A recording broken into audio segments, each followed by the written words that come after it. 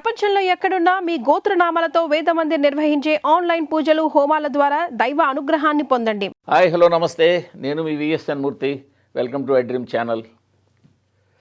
చాలా కాలంగా వార్తల్లోనే ఉంటూ వాయిదాలు పడుతూ విపరీతమైన బజ్జు తెచ్చుకున్న టాక్సిక్ సినిమా ఈ వారం రిలీజ్ అయింది.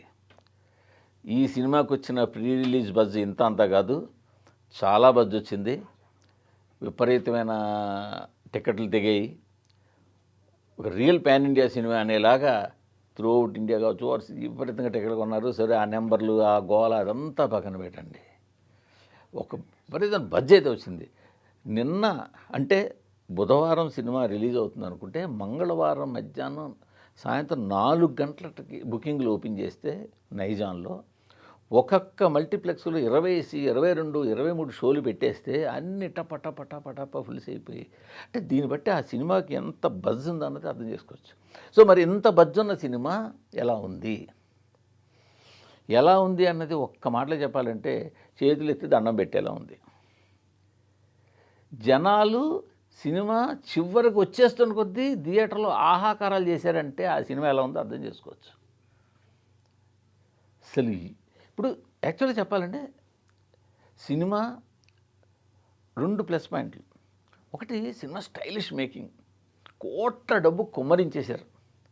కేవలం డబ్బులు కుమ్మరించారని చెప్పి మళ్ళీ ఒక రెగ్యులర్ పందాలో పిక్చరైజేషన్ చేయకుండా చాలా డిఫరెంట్గా హాలీవుడ్ లెవెల్లో చాలా కొత్తగా ఆలోచించు ఫ్రేమ్స్ కానీ షాట్లు కానీ లొకేషన్లు కానీ అసలు భయంకరంగా తీశారు. అంతవరకు బాగుంది. 2వ ప్లస్ పాయింట్, సినిమాలో కథ మరీ కొత్తది కాకపోయినా ఒక గ్యాంగ్స్టర్ అంటే ఒక చాలా దారుణమైన పరిస్థితుల్లో బ్రాటప్ అయ్యి అక్క తమ్ముడు అలాంటి పరిస్థితి నుంచి ఒక గ్యాంగ్స్టర్గా ఒక మాఫియా లీడర్గా ఎదిగి జాలి దయా లేనివాడు అలాంటి వాడు ప్రేమలో పడ్డం, ఆ తర్వాత ఏం జరిగింది, దాంతో వాడు ఎలా అయ్యాడు, ఇదంతా ఒక నావల్ పాయింట్. బట్ ఈ నావల్ పాయింట్లో కూడా గతంలో వచ్చిన సినిమాల ఛాయలు ఉన్నాయి. మనకి కమల్ హాసన్ నాయకుడు వచ్చింది అనకూడదు, కానీ మోహన్ బాబు గారు గతంలో కూడా చేశారు. సో ఉన్నాయి. బట్ ఇందులో దాన్ని డీల్ చేయడానికి తగ్గ పాయింట్ ఉంది. ఎమోషన్స్ యష్ చేసిన స్టైల్స్, యాక్షన్ కానీ ఎమోషన్స్ కానీ అవన్నీ ఉన్నాయి.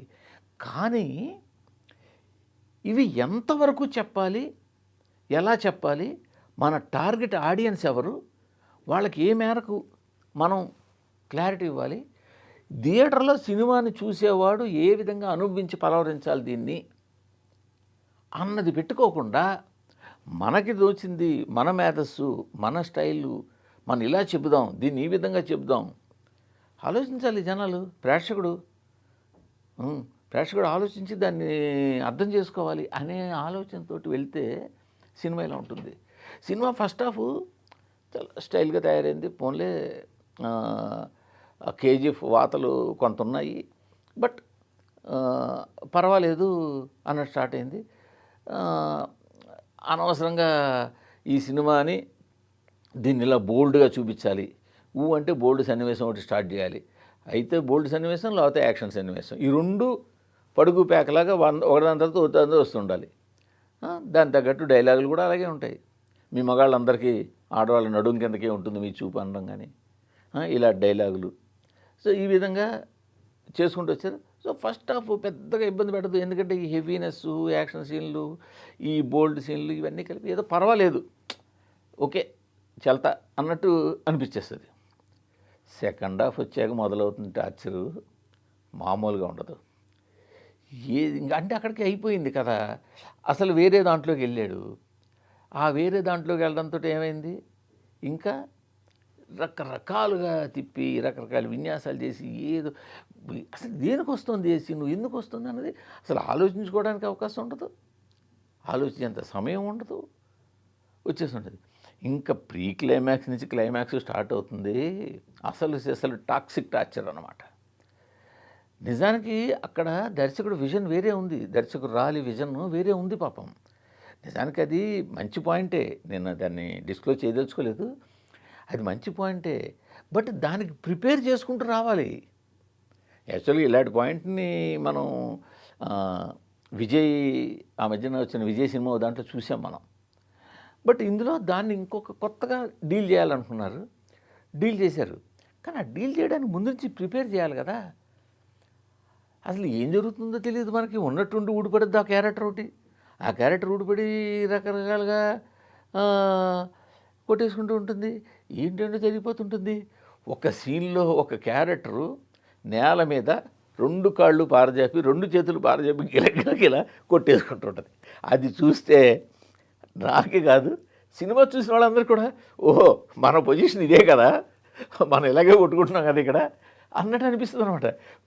ఆ సీన్ చూసినప్పుడు నాకు ఎందుకు నవ్వు వస్తుందంటే, ఆ సీన్ చూసినప్పుడు థియేటర్ మొత్తం ఇదే నవ్వులు. అసలు ఎంత టార్చర్ అనిపించుంటారు కదా ప్రేక్షకులు పాపం. సో నవ్వినందుకు సారీ. అంటే నేను ఎందుకు రావాల్సి వచ్చిందంటే, ఆ థియేటర్లో నాకు ఆ సీన్ గుర్తుకొచ్చింది. నేను విమల్ థియేటర్లో చూస్తుంటే మార్నింగ్ షో, ఆ క్యారెక్టర్ ఆ సీన్ చూస్తుంటే జనాలందరూ వచ్చిన రియాక్షను, దాన్ని ఇప్పుడు నాకు నవ్వు రూపంలో బయటకు వచ్చింది. ఎనీహో సారీ, ఎందుకంటే రివ్యూలో ఆ టైప్ ఆఫ్ రాగద్వేషాలు ఉండకూడదు. But come to the point. నేనేమంటే ఈ విధంగా కథ డ్రైవ్ చేస్తున్నాను. నాకు చివరికి వచ్చేసరికి ఆ పాయింట్ నాకు చాలా నచ్చింది నిజానికి. దేనివల్ల అయితే ఈ చివరిన ఆ గ్యాంగ్స్టర్గా ఒక ఏజ్కి వచ్చేసినాడు, నాయకుడి సినిమాలో కూడా కమల్ హాసన్ ఒక ఏజ్కి వచ్చేసిన తర్వాత అతను కూడా ఫేస్ చేస్తాడు ఈ ప్రాబ్లమ్ని. సో అది నాకు నచ్చింది. బట్ దాన్ని చెప్పిన విధానం, దాన్ని చేసిన విధానం అది మరి ఎక్కువ అతి మేధావితనం అయిపోయింది. ఆ అతి మేధావితనం అయిపోవడం వల్ల అసలు అయిపోయింది. రెండోది ఏంటంటే, అసలు ఈ మధ్యన అసలు సలార్ నుంచి కేజీఎఫ్ నుంచి స్టార్ట్ అయింది ఏంటంటే, ఒక డిక్లైన్ రేసేసి ఇదేంటిది ఒక వరల్డ్ సృష్టించేయడం. ఇంకా వరల్డ్లో మనకి ఇంకా అది భారతదేశంలో కనిపిస్తుంది. ఎందుకంటే అది ఒక యుద్ధ వాతావరణం వచ్చేస్తుంది. 100 కొద్ది మిషన్ గన్ల, ట్యాంకుల, ర్యాకెట్ లాంచర్ల ఇంకన్నీ ఉంటాయి. ఇంకా అసలు అక్కడ రక్తం ఏరులై పారిపోతుంటుంది, పీకలు తెగిపోతుంటాయి, గుళ్ళ వర్షం కురిసేస్తుంటుంది. ఇంకా దానికి ఒక రాజ్యాంగం, రూల్స్, రెగ్యులేషన్స్ ఏమి ఉండవు. ఈ సినిమాలు కూడా అంతే. త్రూ అవుట్ కొసకి ఎన్ని వందల వేల గన్స్ వాడారో, ఎన్ని వేల బుల్లెట్లు వాడారో అన్నట్టు అనిపిస్తుంది. ఇంకా అవి చాలన్నట్టు ఇంకా రక్తపాతం, హింసపాతం, పీకలు కోసేయడం, గోడకి ఒకటి కాదు. అయితే ఎక్స్ట్రీమ్ రక్తపాతం, లేదంటే ఎక్స్ట్రీమ్ బోల్డ్ సీన్లు. ఇంక హీరోకి 2 పనులు. అయితే అడ్డొచ్చినోడు ప్రతివాడిని చంపేయడం, లేదంటే అమ్మాయి దగ్గర వెళ్ళడం. ఆఖరికి అమ్మాయి 1 నిమిషంలో చచ్చిపోతాను రా, నేను బెల్ట్ బాంబు కట్టుకున్నాడంటే ఎలాగ చచ్చిపోతావు కదా, మనం మీదకి ఎక్కడం ఎందుకు, ముందు ఒకళ్ళ మీద ఒకళ్ళు ఎక్కేద్దాం, ఇలాంటి డైలాగులు. అంటే ఏమనుకుంటున్నారు సినిమాని, ఏం చేద్దాం అనుకుంటున్నారు మీరు? ఇలాంటి సినిమాని తీసేసి మీరేమో జనాలు చూసేయండి అంటారు. 100 కోట్లు పెట్టేసేసాం, 100 కోట్లు పెట్టుకున్నాం, 100 కోట్లు పెట్టేసాం. ఎందుకు, ఎవరికి లాభం ఈ సినిమా? యష్ ఓకే, పాన్ ఇండియా సినిమా తీయాలనుకున్నారు. యష్ మంచి హీరో, అతను మంచి వాచకం ఉంది, మంచి ఆహార్యం ఉంది చేయొచ్చు. కానీ ఏముంది ఇందులో? కొత్త ఏముంది అసలు? ఎంతసేపు గోవా, మాఫియా, క్యాసినోలు, ఇదే కదా మనం అన్నీ చూస్తున్నవి ఇదే కదా. పోనీ అర్థమేగా. పోనీ ఇదే స్టైలిష్ మేకింగ్తో కొంచెం క్లారిటీగా కథ చెప్పేసి ఉంటే అట్లీస్ట్ కొన్ని మాస్ సెంటర్లోనో, కొన్ని మాస్ ఆడియన్స్ పోన్లేరా బాగుంది కదా యాక్షన్ సినిమా చూసాం అనుకునేవాళ్ళు కదా. అది కూడా లేదు ఈ సినిమాలో. బ్యాక్గ్రౌండ్స్ దాని తగ్గట్టే వినిపించేస్తుంటుంది. లొకేషన్స్ ఎక్కడెక్కడికో వెళ్ళిపోయారు, లొకేషన్స్ మాకు అవని అదని ఇదని చేస్తుంటే ఏం సుఖం. అసలు టాక్సిక్ అన్నందుకు టాక్సిక్ సినిమా అనమాట ఇది. ఒక టార్చర్ పెట్టిన సినిమా. దానికి తోడు అది ఆ క్యారెక్టర్లు చాలా స్టైలిష్ మేకింగ్ కోసం అని చెప్పేసి ఎక్కడెక్కడో మొహాలు తీసుకొచ్చి ఆ ఫేసులు, ఈ ఫేసులు, గెటప్లు ఎందుకు అక్కర్లేని కన్ఫ్యూజను మెసప్ చేసేసుకున్నారు సినిమాని మొత్తం. సెకండ్ హాఫ్ అయితే దారుణంగా మెసప్ చేసేసుకున్నారు. ఫస్ట్ హాఫ్ వరకు కొంత పెద్దగా కంప్లైంట్ ఉండదు. ఈ సినిమాకి 1.75 రేటింగ్ ఇస్తే ఎవరైనా, నేను కానీ ఎవరైనా కానీ 1.5 రేటింగ్ ఫస్ట్ హాఫ్కి, 0.75 రేటింగ్ సెకండ్ హాఫ్కి అనుకోవాలి. అంత మెసప్ చేసేసుకున్నారు సెకండ్ హాఫ్ని. ఇప్పుడు నిర్మాతలు పెట్టారు డబ్బు. చాలామంది ఇక్కడ ఒక పాయింట్ కూడా చెప్పాలి. చాలామంది ఏమనుకుంటారంటే దిల్ రాజు కొన్నారు, ఆంధ్రాకి నైజాంకిని 70 కోట్లకో 100 కోట్లకో కొన్నారు, లాస్ అనుకుంటారు. ఏమీ లాస్ లేదు. జనాలకి తెలియని విషయం చెప్తున్నాను, రివ్యూలో పార్ట్ కాదు ఇది, అయినా కూడా చెప్తున్నా. ఈ సినిమాని ఆయన కేవలం రిటర్నబుల్ అడ్వాన్స్ మీద కొన్నారు. నాకు తెలిసిన సమాచారం ప్రకారం దిల్ రాజు ఈ సినిమాని రిటర్నబుల్ అడ్వాన్స్ మీద కొన్నారు. అటు కేవీఎన్ వాళ్ళు ఇటు యష్ కలిపి అగ్రిమెంట్ చేశారు, 15 రోజుల్లో డబ్బులు వెనక్కిస్తాము అని చెప్పి. ఆడకపోతే దిల్ రాజు గారు కూడా కిందకి ఇచ్చిన బయ్యర్లందరికీ కూడా సినిమా ఆడకపోతే 15 రోజుల్లో డబ్బులు వెనక్కిస్తామని అగ్రిమెంట్లు చేశారు. సో అంచేది ఇక్కడ ఎవ్వరికీ తెలుగునాట ఎవ్వరికీ రూపాయి డబ్బు నష్టమేం లేదు. 15 రోజులు అందరి డబ్బులు వెనక్కి వస్తాయి. ఎందుకంటే కేవీఎన్ వాళ్ళకి వెనకాల సినిమా ఉంది, యష్కి రామాయణంలో పార్ట్నర్షిప్ ఉంది. సో అంచేత అందరి డబ్బులు వెనక్కి వచ్చేస్తాయి. ఇక్కడ వీళ్ళకి వచ్చిన నష్టం ఏం లేదు. ఇటు దిల్రాజు గారికి ఇక్కడ కొన్న బయ్యర్లకి ఎవరికి నష్టం లేదు. ఎవరికైనా నష్టం అంటే కేవీఎన్ వాళ్ళకి, యష్కి, వాళ్ళకే.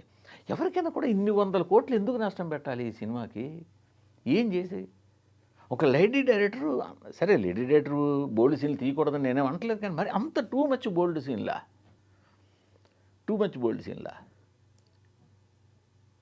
సో ఓపెనింగ్ షాట్ తీసినప్పుడు క్లైమాక్స్కి ఓపెనింగ్కి లింక్ ఉందని మనకి ఎలాగ తెలుస్తుంది, కరెక్టే. కానీ అక్కడ ఒక డిఫరెంట్ ప్యాటర్న్లో నేను హీరో క్యారెక్టర్ని ఓల్డ్ ఏజ్లో చూపించబోతున్నాను అన్నప్పుడు కొద్దిగా దానికి ఏదైనా కొంచెం క్లూ ఇవ్వాలి. లేదంటే మిగిలిన పాత్రకి ఎక్కడ సంభాషణలు ఉన్నాయి? అసలు సంభాషణలే తక్కువ. ఎంతసేపు హీరోకి హీరోయిన్కి ఆ సంభాషణలు భలే గమ్మత్తైన సంభాషణలు. కొన్ని సంభాషణలు ఏమో మంచి డెప్త్ ఉన్న సంభాషణలు ఉన్నాయి. నేను చాలా నోట్ చేసుకున్నా కానీ అవి రిటర్న్ రివ్యూలో పెడతాను. బట్ కొన్ని సంభాషణలు ఏదో ట్రాన్స్లేట్ చేసినట్టుగా అనిపిస్తుంటాయి. ఆ డబ్బింగ్ ఏంటో కేవలం ఎంతసేపు హీరోకి మా అయితే కొద్దిగా 4 డైలాగ్ హీరోయిన్కి తప్పితే ఎవరికి డైలాగ్ తప్పితే కథని ఎలా కన్వే అవుతుంది? స్టార్టింగ్లో కొంతసేపు కథని థర్డ్ పార్టీ వాయిస్ ఓవర్తో కొంచెం చెప్పినట్టు ఉంటుంది. తర్వాత మామూలుగా వెళ్ళిపోతుంది. వెళ్ళినప్పుడైనా మిగతా సపోర్టింగ్ క్యారెక్టర్లు కొద్దిగా చెప్పాలి. చెబితే అప్పుడు సినిమా కొంచెం జనాలకి పడుతుంది. అప్పుడు కొద్దిగా సినిమాను అనుభవిస్తాం, అప్పుడు ఎంజాయ్ చేస్తాం. ఈ సినిమాని ఫస్ట్ హాఫ్ వరకు కొంచెం ఎంజాయ్ చేయొచ్చు. బట్ ఫస్ట్ హాఫ్ దాటాక మాత్రం చివరికి వెళ్తున్న కొద్దీ టార్చర్ అన్నట్టు మారిపోతుంది. సో ఈ మధ్యకాలంలో ఇంత టార్చర్ సినిమా చూడలేదు.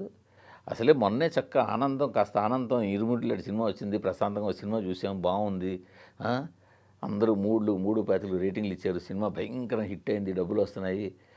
పైగా ఈ మధ్యన అన్ని సినిమాలు హిట్ అవుతున్నాయి, టాలీవుడ్ థియేటర్లు కళకళలాడుతున్నాయంటే అలా టైంలో అబ్బాయి లేదు, ఇంకా మా మేకింగ్లో మేము ఇలాంటి సినిమాలు తీస్తూనే ఉంటాం, ఇలాంటి సినిమాలు ఇస్తూనే ఉంటాం అని చెప్పడానికి వచ్చింది ఈ సినిమా.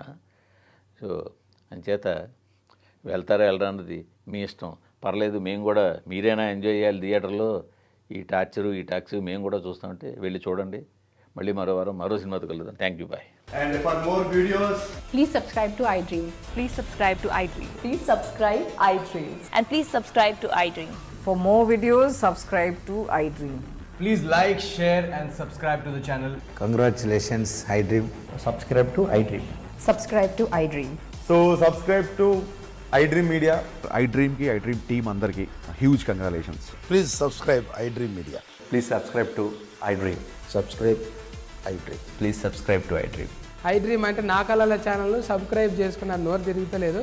మీరైతే గంట గుర్తు కొట్టండి. For more such videos, please subscribe to iDream. Subscribe to iDream. Please subscribe to iDream. Please subscribe iDream Media. Please do subscribe to iDream. Please subscribe to iDream Media. For best entertainment and information, please subscribe iDream. And don't forget to subscribe to iDream.